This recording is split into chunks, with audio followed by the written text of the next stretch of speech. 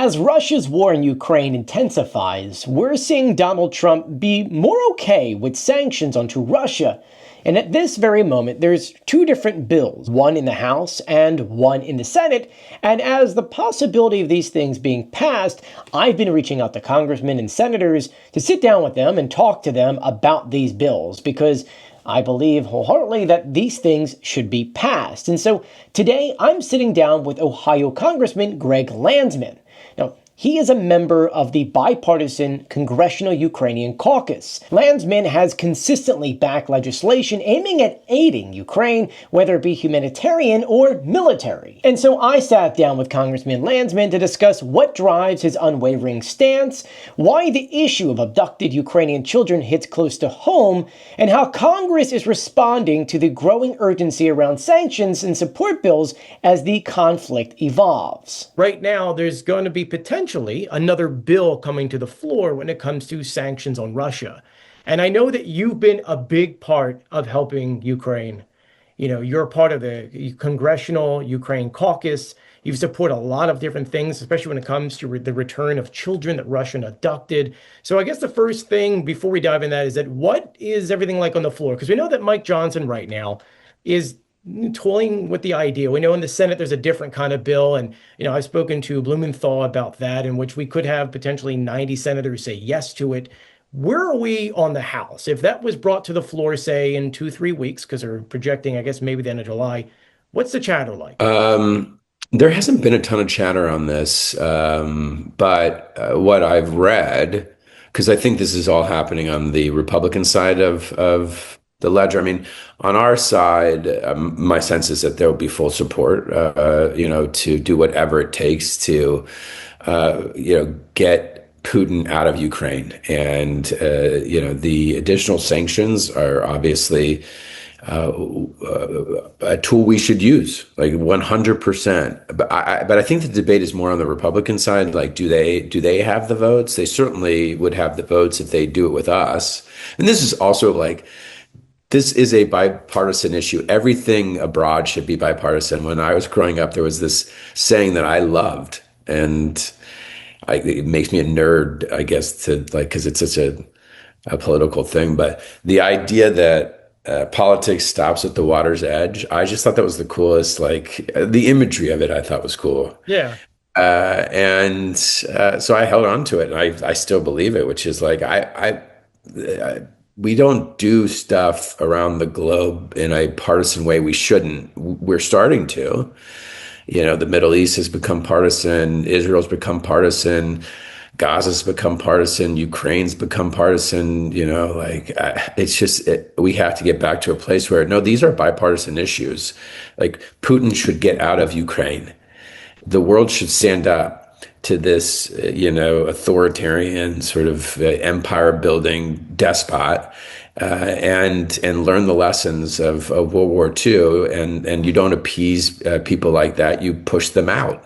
You don't say, hey, you can take some land, knowing that they're going to keep taking land. So in any event, I think we're fine on our side. The question, I think, is, does Johnson have the votes? The fact that Johnson said that he believes sanctions could make sense or something along those lines, like he opened the door, makes me think that yes, we'll probably take it up. I know with the Senate, their whole thing was, we have the votes, but if we go to pass it, Trump could just maybe decide tomorrow, hey, look, Putin showed he wants this, and then we stop everything in its tracks, which kind of defeats the purpose of even talking about it, when Trump could just veto at any moment and say, we're done, that's it.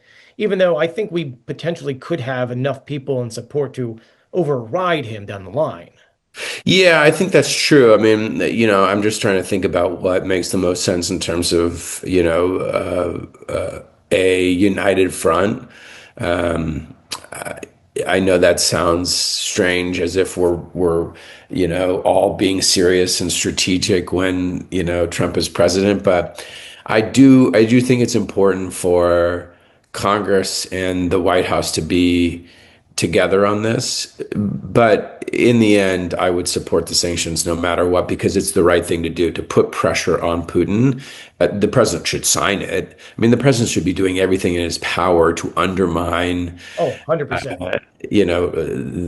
Putin and the people who pay for Putin. You've also raised concerns when it comes to the abducted Ukrainian children. You're on part, I believe it's the Ukraine Conflict Observatory.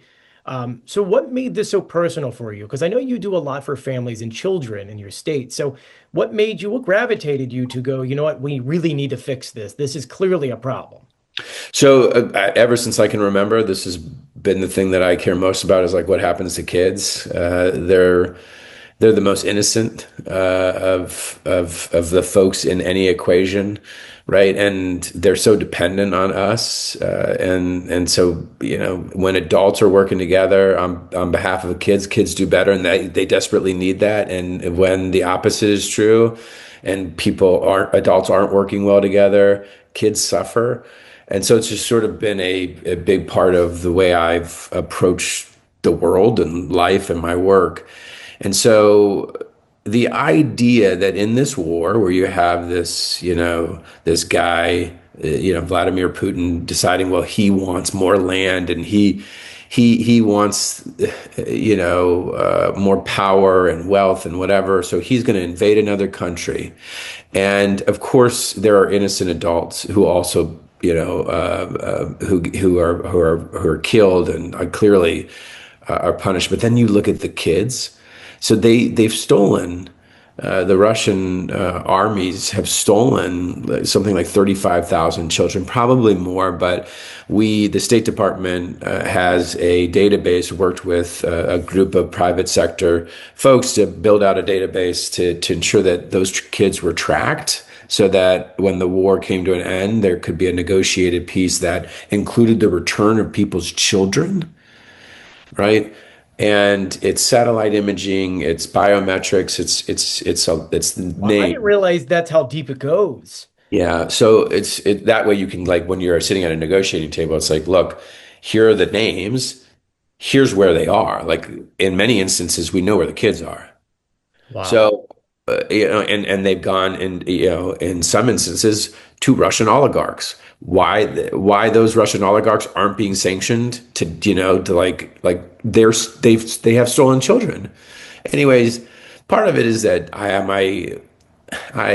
got a 13 and 15-year-old, and the idea that somebody would take my kids, and that the whole world wouldn't, lose their minds. You know what I mean? Like I want the world to look at this and say, no, like give them their children back.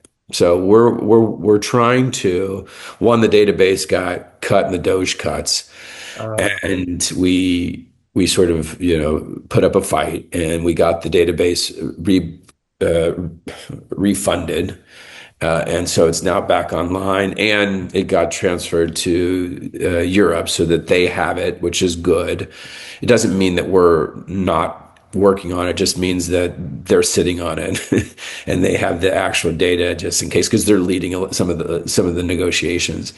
And then, we're going to push over and over to have this be a precondition for any ceasefire that you have to return the kids. That can't be something that we do when we go to war. Like, war is awful. Don't add kids. Don't steal kids. Yeah, and they're doing more than just taking the children. I don't think many people realize that they're also now trying to quote unquote reteach these children, which is them teaching the Russian side of history and world, which doesn't make any sense because a lot of things that they teach these children aren't the real facts, aren't the real things. So it's more than just taking the children, they're reconditioning them to be Russian, which is just like, wait a minute, that's not how any of this works. Correct. I mean, it's terrible. Again, I just think about it in the context of like, okay, what if it were my two kids? I just would want the whole world to be like, no, return these children to their parents. On that note, I do want to thank you for all the work once again you're doing, not only for Ukraine, but also I mean, You've got a power right now that many congressmen, congresswomen don't have. You have this drive that I feel like we're not seeing. And I'm very grateful that you're on a side in which you're fighting for the good. And you give us hope that if we could really push hard, we can change things down the line so that they can benefit every single American. So I appreciate that, and I really appreciate your time. Thank you so much for joining me. Appreciate you, man. Thanks for doing this. This was just part one of my interview with the congressman, in which in the next part, we sit down and talk about the big, beautiful bill that just passed here in the United States, something that will affect millions of Americans between now and the next 10 years. So do make sure you are subscribed, you turn on notifications, and you give this video a thumbs up, as we've got a lot more interviews headed your way.